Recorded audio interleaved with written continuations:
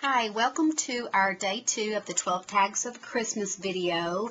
I just finished making my tag for day 2 and this is what it looks like. Mine looks a little different from Tim's, but that's the beauty of his tags, is if you don't have all the stamps, you can make do with what you have and it all turns out beautiful because you just follow the same steps, you get the same effect.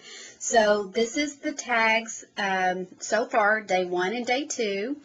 A lot of you have been asking me how do I know how many pages to print out on his instructions. My rule of thumb is however many steps he has in his tags, that's pretty much how many pages it's going to be, give or take. So it's a good rule of thumb just to go by that. So today he had 35 pages in his instructions, but 38 steps. So if you just put your printer and print out pages 1 through 35, you'll pretty much have it. You may have a few too many, but at least you have something to gauge it by. I want to start out by showing you what you need for this tag. You need the Stampers Anonymous Retro Holiday here for the season's greetings. You need another stamp that I did not have, so I did have to make do with something else, and it's the Fabulous Flourishes. We have it coming in, however we didn't get it in time for this, this tag, so you will need that. You will also need his foliage and his decorative corners, and today I'm going to show you how he did his foliage by making this rose right here. You also will need the jet black archival ink. You'll need the Distress embossing powder in antique linen. You'll need the Distress embossing ink. You'll need the Perfect Pearls in the heirloom gold. You'll need these Distress ink colors, the Pine Needles, Vintage Photo, Antique Linen, Aged Mahogany, and Fired Brick. You'll need his Distresser and his paper piercer, his scissors always, of course. You'll need his little sander, this hammer, the texture hammer, and the texture mat. You will also need some jewelry pliers, and the jewelry pliers that I used today, which are very helpful, we have also available, are the round needle nose pliers, and then just a regular pair of needle nose pliers too, without the teeth, so that they don't scar up your foliage. So that's pretty much it. You'll also need a mister and your heat gun. So with that, I'll go ahead and get started and show you this technique on making this rose out of the foliage. First of all, you're going to take 2 of this one particular pieces of foliage that he has in the foliage package, and one of them you're actually going to take with his scissors and you're going to cut it into 2 pieces. Right here, like that. So you're going to actually have 3 pieces right there. You're going to take your pliers, first of all, with the one that is still intact, and you're going to take your pliers and you're going to bend it up, and you're going to exaggerate the bend a little bit, because when you start rolling the edges, you're going to bend it down just a little bit more.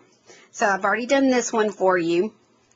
What I did, and I found that was easiest for doing this step, is I took my pliers and I straightened out the petals, because it makes it easier when you go to roll them. Taking your pliers here, your needle nose, you're going to actually bend them down.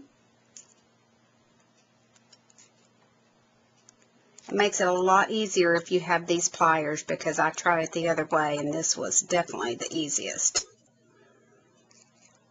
Okay, so I'm going to now just bend them up just a little bit more. That's why you want to over exaggerate just a little bit on your when you first bend them up. So there's your first layer. Then you're going to take this 2, and I again just went around and I bent them, and then you're going to bend these up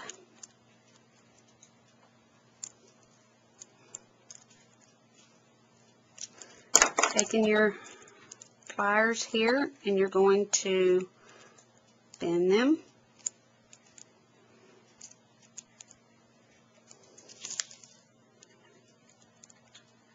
That.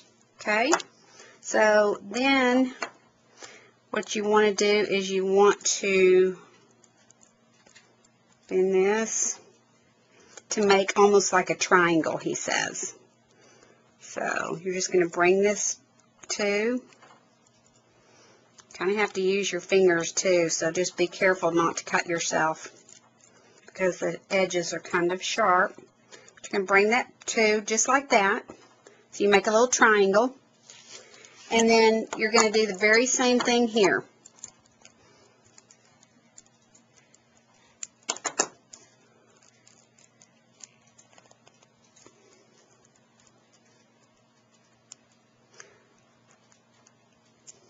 Okay,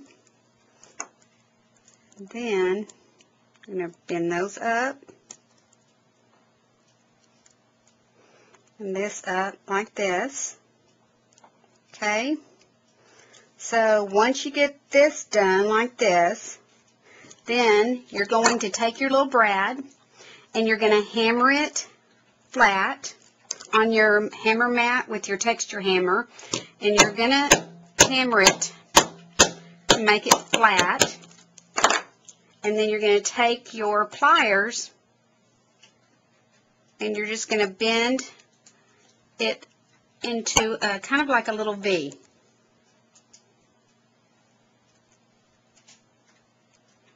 And I found that it was easier if I just kind of rolled it like that on my mat. So that's what that's supposed to look like. That's going to be your center. So then all you're going to do is you're going to put your brad in the center. That's going to be your little inside. Then you're going to put, hang on just one second. Sorry, I did the wrong thing. You're going to put that in there first. And then you're going to put this in. And then you're going to put it in here. And that's how you make your rose. And then once you get your rose made, then it still is a brad, and you're going to pierce your hole in your tag and put your rose in your tag. So that's how you do that. That was the easiest way that I found to do it, so I wanted to share that with you. One more quick thing I wanted to tell you is we have our Let's Talk Tim Holtz topic on our forum. So we are asking you to post your tags on that topic on our forum. If you will post all 12 of your tags by December the 15th, we will give you a basket full of Tim Holtz goodies. So we have also asked him if he would just pay a visit to our forum, and hopefully he will get to see what you've created. So get busy on your Day 2 tag, and I will look forward to seeing it on our forum. Thanks.